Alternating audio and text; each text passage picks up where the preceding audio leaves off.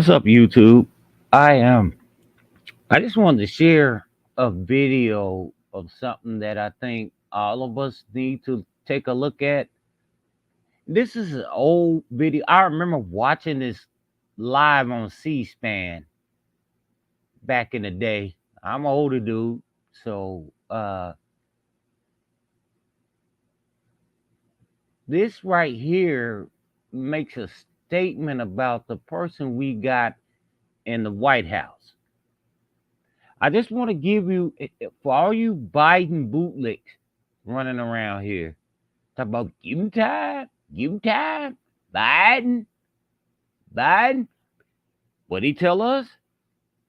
If you don't vote for Biden, you ain't black.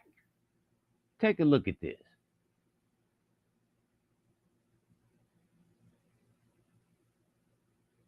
We can build more courts, have more prosecutors. If we will commit ourselves to be as outraged about crime as the people who are victims are outraged, I believe we're going to begin to turn the tide, and I believe this bill is going to be an important part of it. I yield the floor. Senator's time has expired. Senator from Delaware. Madam President, I yield myself 3 minutes. Madam President, it's been a real pleasure to work with my friend from Texas. We most times are on opposite sides of issues. This time we're on the same side, but it is. I realize in this business it's difficult for us to, notwithstanding the fact we're personally cooperating on this bill, for us to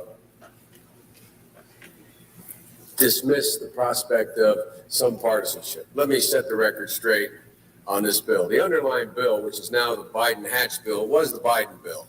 A guy named Biden wrote that bill, and he wrote that bill by going down and sitting down with the President of the United States of America, not with his Attorney General, not with anyone else, with Bill Clinton, President of the United States of America.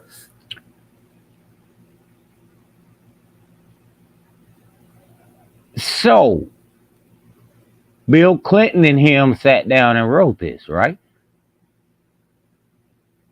And he keeps saying Biden bill. That's interesting. Let's continue. Between the time he got elected in November until the time he was sworn in, called me at my home on 6 separate occasions, and he unfortunately doesn't need a lot of sleep.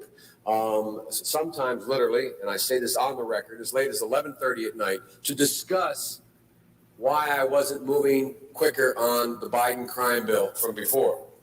I sat with him, not with his Attorney General. He wanted 100,000 policemen.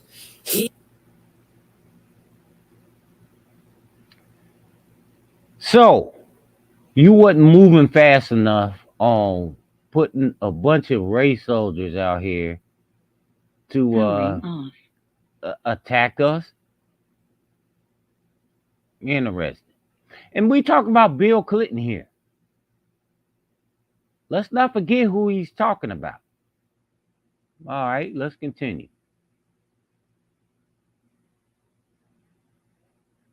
He does not view this as a social issue as opposed to trying to bring peace and security to the streets. As governor of the state of Arkansas, he presided over, as governor, the execution of individuals within the state and the death penalty. He supports the death penalty. He is the fellow who insisted that I bump this up from initially to when I said, where are we going to get the money? He said, well, all I know is I want 100,000 cops.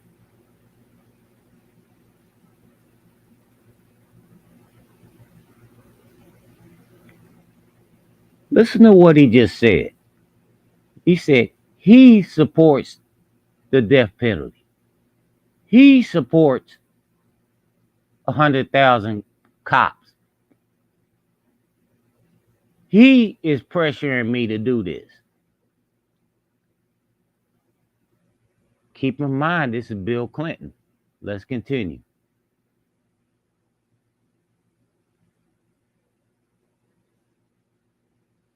I made that commitment. He had endorsed the Biden crime bill as a candidate when he ran. He is the one who talks about the need for stiffer penalties. So notwithstanding the fact some of the old Democrats and former presidents who were Democrats before Carter, I suspect. I don't know who we're talking about here. But in the old days, it is true. When Richard Nixon was running for president, Richard Nixon used to talk about law and order, and the Democratic response was law and order with justice, whatever either one of those meant. I never knew. I was running then in 1972. I didn't think Richard Nixon knew what it meant, and I didn't think the opposition knew what it meant. This president is very, very straightforward and simple. He knows there are two basic steps here. One step is What I'm gonna do is fast forward to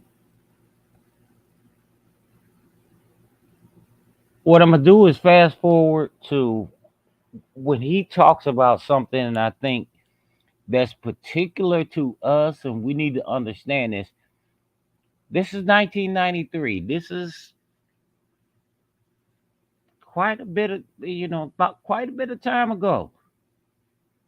But I want you to see how this translates into what he's doing right now. Okay?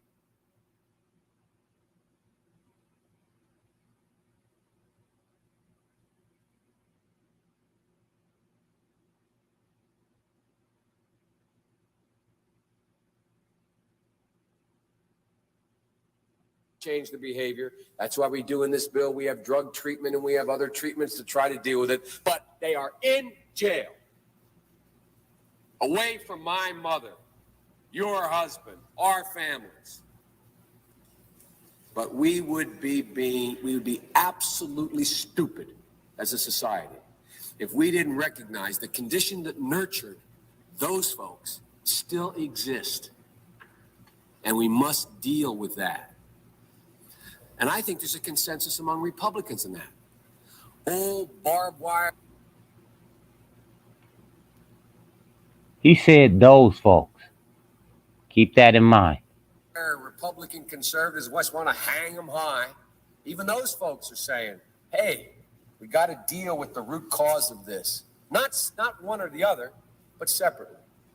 And liberal Democrats who used to say, let's look at the sociological underpinnings of why this occurred, and they're now saying, hey, look, we got to take back the streets. We'll make that fight later. So there is a consensus. I hope the remainder of the discussion, as we close out the debate in this bill, we can end that old fight. We can put it behind us.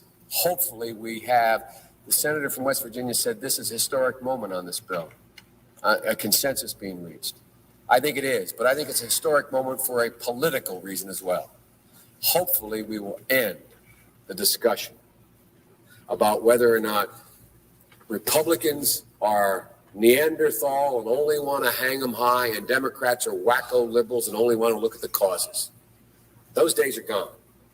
Evidence of that, the Democratic senator from Delaware and the Republican conservative senator from Utah are united in a Biden-Hatch crime bill that does all the things that I just said. So as one of my relatives who remain nameless would say, God willing, and the creek not rising, hopefully we'll end this kind of debate and decide how we're going to deal with the problem from here on.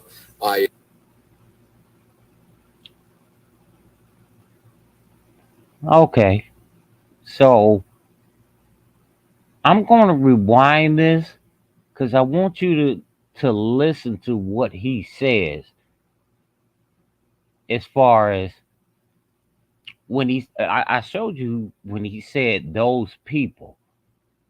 I want you to, I'm going to try to get the right spot in here.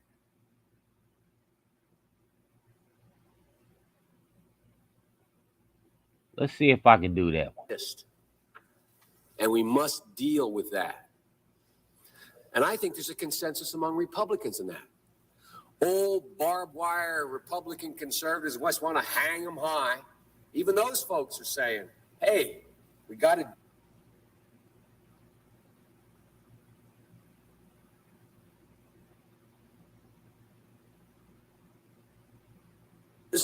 And when we notice it and we know it occurs, we don't know why.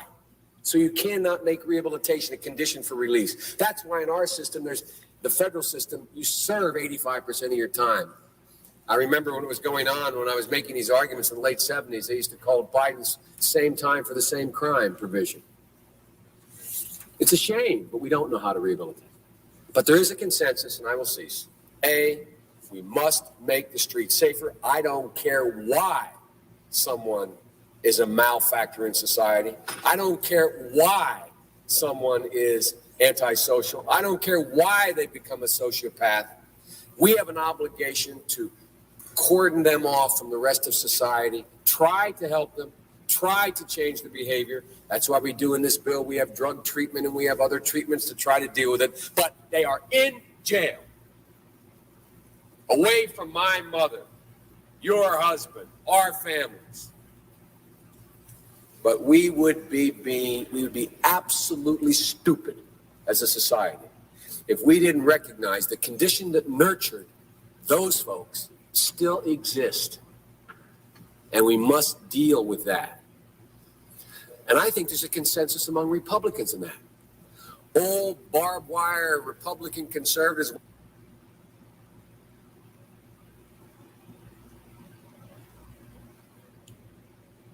He just said he doesn't care about why people got to get out here and hit the grind. He doesn't care why. He just told you that. This man is the president of the United States right now, and y'all running out here bootlicking for him. I'm not going to repeat what just happened. Maybe I should run this tape back so that you can hear for yourself.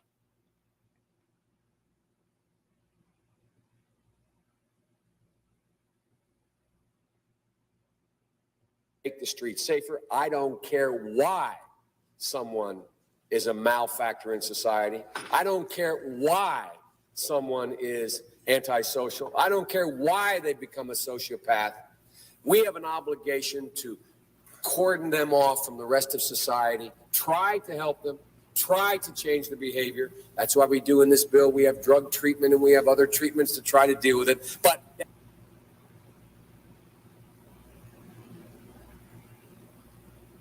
we just saw him say, he said he don't care why. Why is you's a racist ass bastard?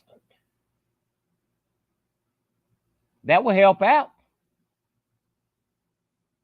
But I'm going to land my plane on this because I'm going to keep critiquing this one. And